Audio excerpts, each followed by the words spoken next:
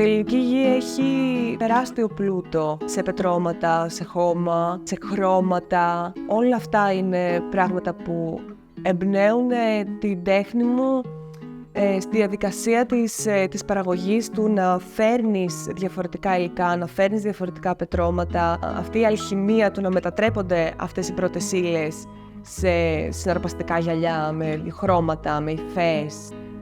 Νομίζω και αυτό είναι το μαγικό με την κεραμική, ότι είναι όλα φυσικά υλικά τα οποία περνάνε από τα χέρια σου, περνάνε από το καμίνι και αλλάζουν, μετατρέπονται σε κάτι πάλι φυσικό, το οποίο έχει όλο την ταυτότητά σου μέσα από τη διαδικασία, βγάζει όλο αυτό που είσαι.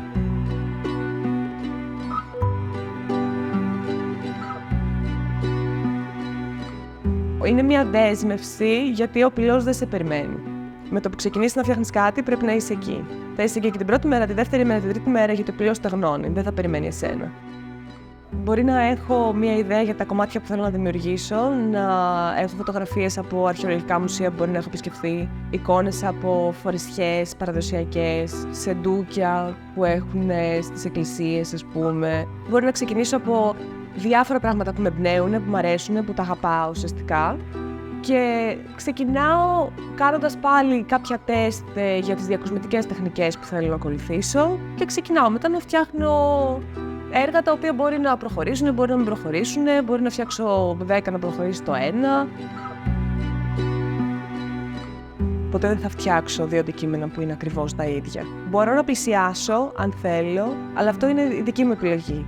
Θα μπορείς να καταλάβεις στο πέρας των χρόνων μέσα από τα έργα μου πώς έχω αλλάξει εγώ και πώς έχω καταφέρει εγώ να εξελιχθώ.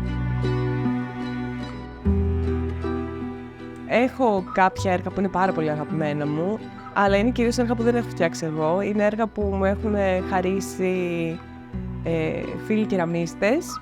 Επιθυμώ συνέχεια να φτάσω σε ένα καλύτερο στάδιο τη δουλειά μου. Γι' αυτό είναι δύσκολο να είμαι απόλυτα ικανοποιημένη με αυτά που φτιάχνω.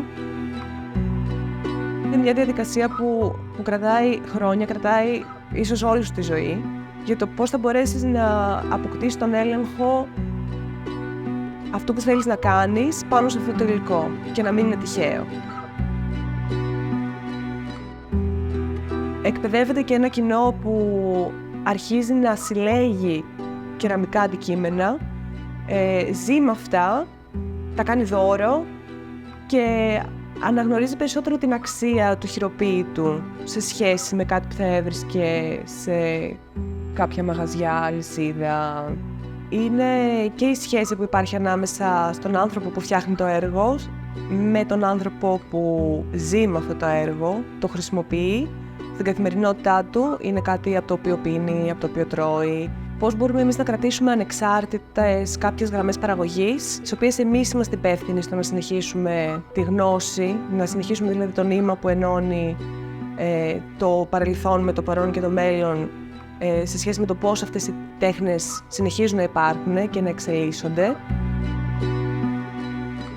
Νομίζω σε κάθε εποχή είναι σημαντικό οι άνθρωποι να συνεχίζουν να δουλεύουν με τα χέρια τους, να συνεχίσουν να έχουν σχέση με τα εργαλεία, να φτιάχνουν τα δικά τους εργαλεία για να λύνουν τα προβλήματα που έχουν, είτε αυτά είναι χρηστικά είτε πνευματικά. Ειδικά ο πυλός είναι ένα υλικό προσβάσιμο, δεν είναι ιδιαίτερα ακριβό. Μπορείς να το σκάψεις, μπορείς να το βρεις, μπορείς να το αγοράσεις, αλλά πιστεύω ο καθένας μπορεί να πάρει λίγο πυλό στα χέρια του.